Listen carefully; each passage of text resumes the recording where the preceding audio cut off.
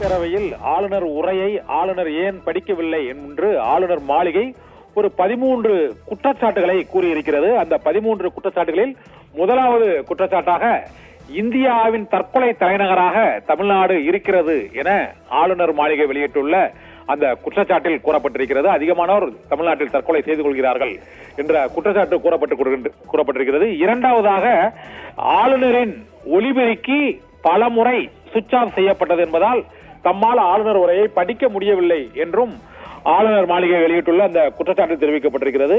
இது தவிர 12 லட்சம் கோடி ரூபாய் முதலீடு ஈர்க்கப்பட்டிருப்பதாக தெரிவித்திருப்பது தவறான தகவல் என்று குறிப்பிடப்பட்டிருக்கிறது. ஆளுநர் மாளிகையிலிருந்து ஏன் ஆளுநர் உரையை வாசிக்காமல் புறக்கணிப்பு செய்தேன் என்பதற்கான 13 குற்றச்சாட்டுகள் கூறப்பட்டிருக்கின்றன. அதில் ஆளுநர் உரையில் பல்வேறு ஆதாரமற்ற தகவல்கள் இருப்பதால் அதை நான் படிக்கவில்லை, 12 லட்சம் கோடி ரூபாய் அளவுக்கு முதலீடுகள் வந்ததாக கூறுவதில் உண்மை இல்லை என்றும் ஆளுநர் மாளிகை வெளியிட்டுள்ள அந்த அறிவிப்பில் தெரிவிக்கப்பட்டிருக்கிறது.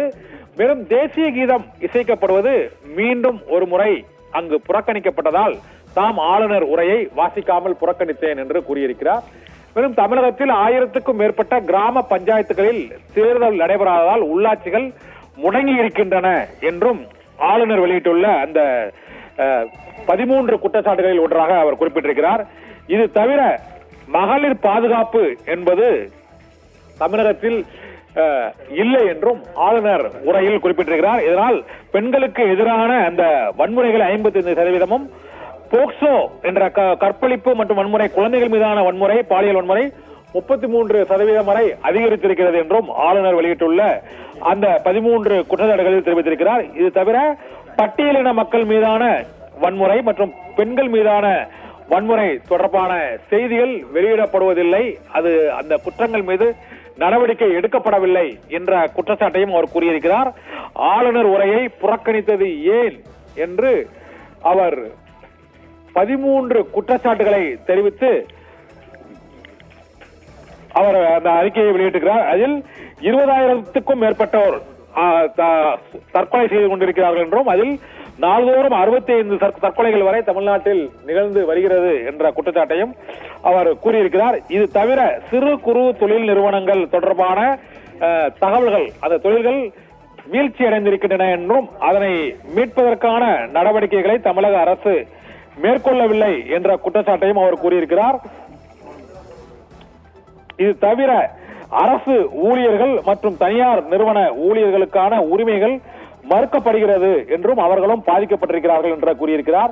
மேலும் ஆயிரக்கணக்கான திருக்கோயில்களில் அங்கு அறங்காவலர்கள் நியமிக்கப்படவில்லை என்பதால் அந்த திருக்கோயில்களில் வழிபாடுகள் பாதிக்கப்படுகிறது என்றும் கடந்த 5 ஆண்டுகளாக அது அந்த கோயில்களில் பராமரிப்பு பணிகள் நடைபெறவில்லை என்ற குற்றச்சாட்டையும் கூறியிருக்கிறார். இது போன்ற 13 குற்றச்சாட்டுகளை ஆளுநர் தமிழக அரசின் மீதும் தெரிவித்து இதனால்தான் தாம் ஆளுநர் உரையை படிக்கவில்லை என்று ஆளுநர் மாளிகை வெளியிட்டுள்ள அந்த செய்திக்குறிப்பில் தெரிவிக்கப்பட்டிருக்கிறது.